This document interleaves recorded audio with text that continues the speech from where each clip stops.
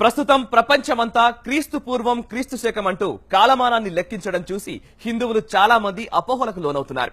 మరి హిందువుల చరిత్ర అత్యంత ప్రాచీనమైనదైతే క్రీస్తు శకాన్ని ఉపయోగిస్తూ కాలాన్ని లెక్కించడం ఎందుకొచ్చిందనేది అనేక మందికి సందేహం. ప్రపంచమంతా కూడా ఈ క్రీస్తు శకాన్నే వాడడంలో ఏమైనా ప్రముఖమైన విశేషముందా?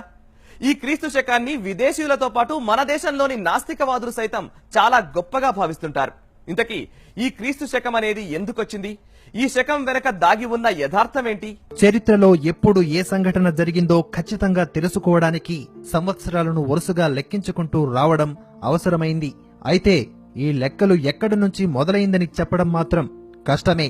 పురాణ పురుషుల కాలం నుంచో, మహాప్రతిభావంతులైన చక్రవర్తుల కాలం నుంచో, ప్రవక్తల కాలం నుంచో, ఏదైనా గొప్ప సంఘటన జరిగిన నాటి నుంచో సంవత్సరాలను లెక్కపెట్టడం చరిత్రలో ఒక రివాజు.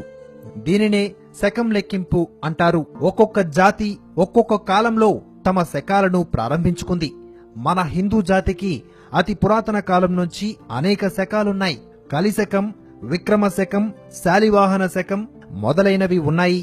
ప్రస్తుతం కలిశకం లెక్క ఆచరణలో ఉంది. ఆంగ్లేయుల పరిపాలనా కాలంలో అలవాటు చేయబడిన క్రీస్తు శకం కాలమానాన్ని ప్రపంచ రీతి కోసం నేటికీ మనం అనుసరిస్తున్నాం. నేడు ప్రపంచంలో క్రైస్తవాన్ని ఆదరించే దేశాల ప్రాబల్యంతో యేసుక్రీస్తు శకాన్ని ఉమ్మడి శకంగా తీసుకోవాల్సి వచ్చింది. అంతేగాని శకాల కంటే క్రీస్తు శకానికి ఏదో ప్రత్యేకత ఉందని మాత్రం కాదు. క్రీస్తు శకమనే కాలమానం ప్రపంచవ్యాప్తం కాకముందు వివిధ దేశాల్లో అనేక రకాల కాలమానాలు, శకాలు వాడబడేవి. అయితే కాలమానం కోసం శకాలను వాడింది మాత్రం ఈ ప్రపంచంలో హిందువులు మాత్రమే. శకమనే లెక్కను మన నుంచి నేర్చుకున్న విదేశీయులు క్రీస్తు శకమనే అసంబద్ధ శకాన్ని సృష్టించారు. అంతేకాదు తిరిగి దాన్ని మనకే అంటగట్టారు. భారతదేశంలో ఒకప్పుడు పంచాంగం మాత్రమే అమల్లో ఉండేది. ఆంగ్లేయుల పరిపాలన కారణంగా క్యాలెండర్ అనేటటువంటిది భారతదేశంలో కూడా విస్తృతంగా ప్రచారంలో ఉన్నది. వివిధ దేశాల ప్రజలు వివిధ కాలమానాలతో జీవనాలు సాగించేవారు. ఎవరి లెక్కలు వారికుండేవి. తమకు తెలియని విషయాన్ని మరో జాతి నుంచి నేర్చుకునేవారు. అయితే కాలం గడిచే కొలది ప్రపంచమంతా ఒకే కాలమాన పద్ధతిని అనుసరిస్తే బావుంటుందనే భావన మొదలైంది. అయితే ఎవరి కాలమానాన్ని ఈ ప్రపంచ కాలమానంగా తీసుకోవాలనే సమస్య వచ్చింది. ఈ సమస్య ఉత్పన్నమైన కాలాన ప్రపంచంలో అనేక ప్రాంతాలు బ్రిటిష్ వారి ఆక్రమణలో ఉన్నాయి. దీంతో బ్రిటిష్ వారు తాము స్వీకరించిన క్రీస్తు శకం అనే కాలమానాన్ని బలాతిశయంతో ప్రముఖంగా ముందుకు తీసుకువచ్చారు. తమ అధీనంలోని అన్ని దేశాలలో ఈ శకాన్ని అమలుపరచడం మొదలుపెట్టారు. ఈ విధంగా ప్రపంచంలోని అనేక దేశాల్లో క్రీస్తు శకం వాడకం మొదలైంది. ఆ తరువాత మిగిలిన దేశాలు కూడా తమ సౌలభ్యం కోసం క్రీస్తు శక కాలమానాన్ని తప్పనిసరిగా తీసుకోవాల్సి వచ్చింది. అయితే క్రీస్తు శకంలో ఒక తిరకాసు ఉంది. యేసుక్రీస్తు ఎప్పుడు పుట్టాడనే విషయాన్ని చరిత్రకారులెవరూ కూడా ఒక నిర్ధారణగా ఇప్పటికీ చెప్పలేకపోతున్నారు. క్రీస్తు జీవితానికి సంబంధించిన ఏ చారిత్రక ఆధారమూ కనిపించడం లేదని విదేశీ చరిత్రకారులు తెలిపారు.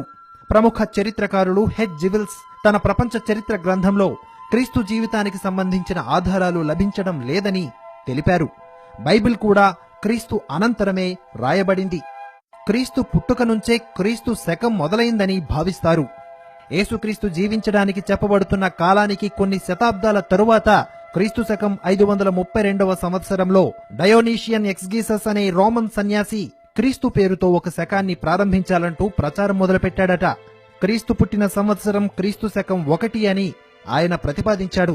అయితే చాలా కాలం వరకు ఈ క్రీస్తు శకం అనే అంశాన్ని ఎవరూ అంగీకరించలేదు. క్రీస్తు శకం 816లో చల్సా బిషప్ల మహాసభ క్రీస్తు శకాన్ని వాడకంలోకి తీసుకురావాలంటూ పిలుపునిచ్చింది. అయినా కూడా చాలా సంవత్సరాలు దీన్ని ఎవరూ పట్టించుకోలేదు.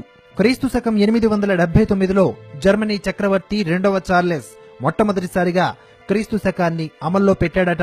అనంతరం కాలక్రమంలో ఇతర చోట్ల మెల్లమెల్లగా క్రీస్తు శకం వాడకం ప్రారంభమైంది. ఇది క్రీస్తు శకం అసలు చరిత్ర. అంటే క్రీస్తు జీవితానంతరం సుమారుగా 800 సంవత్సరాల తరువాత క్రీస్తు శకం అమలులోకి వచ్చిందన్నమాట.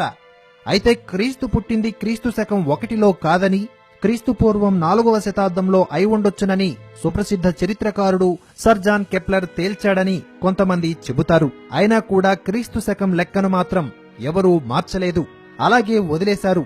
ఆ తరువాత ఇది అలాగనే కొనసాగుతోంది. అమెరికాకు చెందిన చరిత్రకారుడు విల్ డ్యూరాంట్ క్రీస్తు గత చరిత్రపై పరిశోధన చేశాడు. డిసెంబర్ 25న క్రిస్మస్ పండుగపై కూడా ఆయన ఆసక్తికరమైన విషయాలను బయటపెట్టాడు. క్రీస్తు పుట్టిన సంవత్సరాన్నే చరిత్రకారులు బయటపెట్టలేకపోయారు. మరి ఆయన పుట్టిన నెల తేదీలను నిర్ణయించగల అవకాశాలు చరిత్రలో ఎక్కడా కనిపించలేదని, దీంతో ఆ కాలాన రోమ్ నగరంలో ప్రతి ఏటా డిసెంబర్ 25వ తేదీన శాటర్నేలియా అనే పండుగ వేలాది మందితో తిరునాళ్ల వలె జరుపుకునేవారు. ఇది క్రైస్తవ మత ప్రచారానికి అనుకూలంగా ఉంటుందని భావించిన ఎక్స్కిగస్ ఇదే రోజును క్రీస్తు జన్మదినంగా ప్రచారం చేసేవాడట. కాలక్రమేణా ఆ ప్రచారం ముదిరి క్రీస్తు శకం 1020 నాటికి డిసెంబర్ 25వ తేదీన ప్రపంచవ్యాప్తంగా క్రీస్తు జన్మదినంగా అనేక చోట్ల స్థిరపడింది. చరిత్ర నిర్ధారణ చేసిన ఒక మహానుభావుని పుట్టుకతో శకాన్ని లెక్కించడం ఒక ఆనవాయితీ. ఇప్పటికీ చరిత్ర నిర్ధారణ చేయలేకపోతున్న క్రీస్తు కాలాన్ని ప్రమాణంగా చేసుకుని కాలమానాన్ని లెక్కించడం ఆశ్చర్యకరమే. ఒక ఆధారం అంటూ లేకుండా కొనసాగుతున్న ఆచారం క్రీస్తు శకం వాడకం. వసంత ఋతువులో సంవత్సరాదిని ఏర్పాటు చేసుకోవడం ఖగోళపరంగా ఖచ్చితమైన పద్ధతి. కాలమానంలో సూక్ష్మ ఘడియలు, పరఘడియలు, విఘడియలు, ఘడియలు, రోజులు, వారాలు, మాసాలు, సంవత్సరాలు మొదలైనవి ఏర్పరిచిన అతి ప్రాచీన కాలమానం మనది. ఇవన్నీ కూడా ఖగోళ ఆధారంగానే ఏర్పరచడం జరిగింది. విదేశీ క్యాలెండర్లో జనవరి 1వ తేదీ నుంచి 31వ తేదీ వరకు తేదీల్ని అంకెల్లో లెక్కించుకోవడం తప్ప ఏ తేదీనా ఖగోళ పరిస్థితి ఎలా ఉన్నది తెలిపే విధానం ఏదీ లేదు. కానీ అదే మన హిందూ పంచాంగంలో ఖగోళ స్థితి, దాని ప్రభావం తెలిపే విధానం ఉంది.